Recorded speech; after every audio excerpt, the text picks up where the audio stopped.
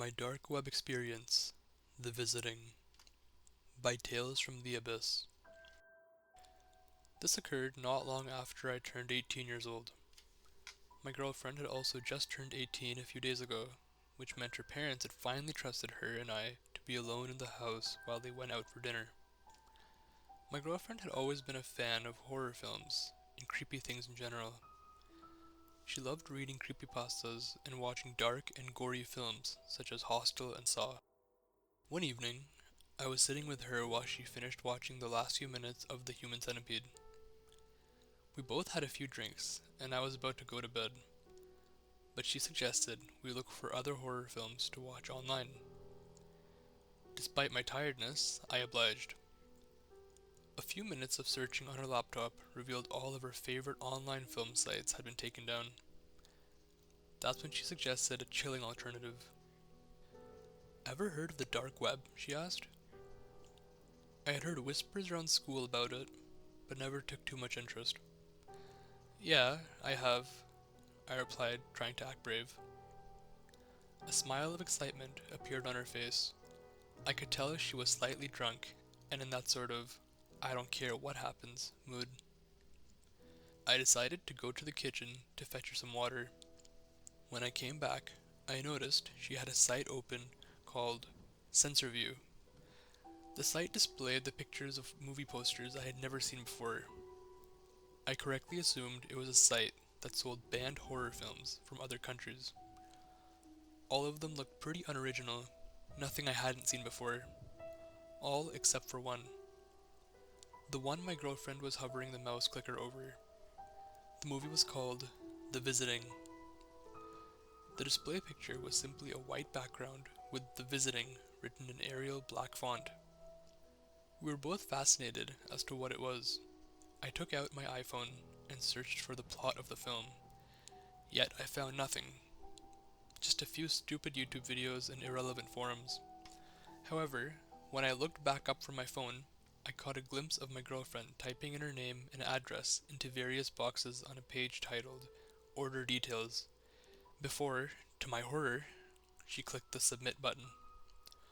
I was caught in a state of anger and shock. I manically shouted at her, explaining how dangerous it was dispersing her personal details into such a fucked up place as the dark web. I could see my attempts to correct her were futile, as the alcohol was hitting her hard and she was not paying attention whatsoever. Frustrated, I went to bed, deciding to discuss it with her the next morning. The next morning, she seemed to have little regret over her actions. She spent the morning explaining how she was curious and she was in no danger. She even commented that the experience would be fun. However, I wasn't convinced.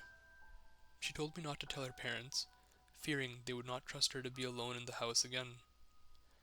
I promised not to say anything and headed back home. 3 days later, I was visiting her house again. Her parents had gone to meet with some friends from work for a drink, and we were watching The Exorcist on DVD. During a particularly non-eventful part of the film, my girlfriend began joking about how horrified I looked a few days ago when we were discussing the dark web. She said she had only received a fairly professional-looking email confirming the order and nothing else. I began to yield to her argument.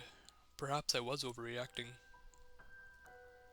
It was merely seconds after our conversation finished that an aggressive knock came from the door. It sounded like it was from 2 doors, but I dismissed this as an echo. I began to look concerned, while my girlfriend began laughing, once again at the look of terror on my face. I put on a fake smile as I walked toward the door.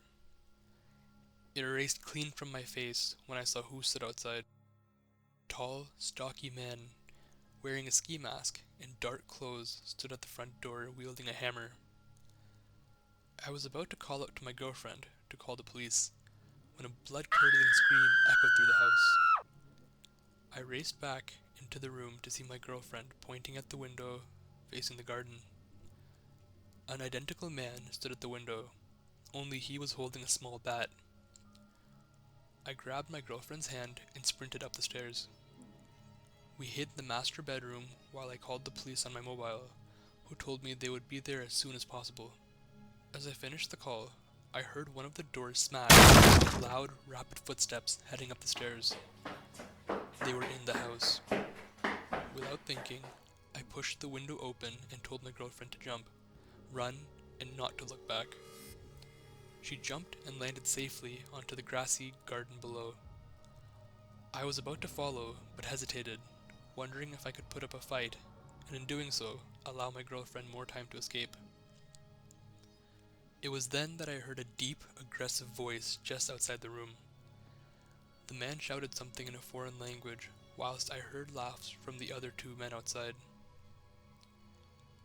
All bravery evaporated and I jumped, landing harshly on my ankle. The adrenaline racing around my body allowed me to power through the pain, and I eventually caught up to my girlfriend. We were running for what seemed like hours, but in reality was most likely 10 minutes. We ended up next to the local park, a safe distance from the house. My girlfriend began sobbing and I comforted her, trying to avoid my own desire to break down. It was not long after that when the police called me on my mobile. They were at the house, and as far as they could tell, the attackers were gone. After taking a few minutes to compose ourselves, my girlfriend and I made our way back. There were 3 police officers at the house. One was examining each room for any damage or evidence left by the men. One was comforting my girlfriend, while the other asked me questions. The shock was clouding my memory. I was only able to tell them a few details about their clothing and the fact that they spoke in an Eastern European language. My girlfriend handed over her phone and computer for the police to investigate, and they left. They advised us to tell the homeowners of the situation, lock up, and suggested that everyone spend the rest of the evening with friends or a relative. So we both spent the night at my parents' house, while my girlfriend's parents stayed with friends. I remember my girlfriend crying over the phone while telling them about the situation. They were furious. A few days later, the police visited my girlfriend. It was by luck that I was at her house that afternoon. Their investigations had led them to some disturbing findings. It turned out the visiting was a nickname that locals in a small Polish town gave to a number of brutal murders that occurred in the 90s in the local area. The murders were committed by an unknown gang and were initially dismissed as home invasions gone wrong. All the victims were bludgeoned to death in their homes, although nothing of value was taken from the house. It was only 2 years after the murders began that a family survived an attack by the gang. The husband was able to give the Polish police a few details of the attackers, but all that he revealed was that they wore ski masks, wielded blunt objects, and one had a video camera. However, the crucial evidence was that one of the attackers had dropped a backpack containing 1 blank videotape and 3 other tapes with content on them. The 3 tapes showed the horrific murders of the other 3 victims of the attackers.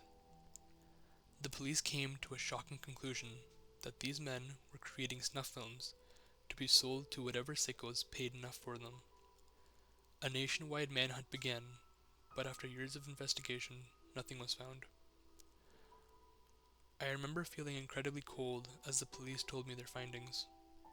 They went on to tell me that the men most likely fled Poland during the police search and could possibly have entered the UK as workers when Poland joined the European Union. The only thing they knew for certain was that these men were operating once again, decades after their last murder, and they were using the dark web as a way of deciding on their next victims. The police told my girlfriend's family to move in with a relative while the investigation was ongoing. It was not long after that when my girlfriend broke up with me by her parents' wishes. I assumed her parents suspected me of forcing her into using the dark web. My girlfriend discovered later that various documents containing her information had been taken from the house.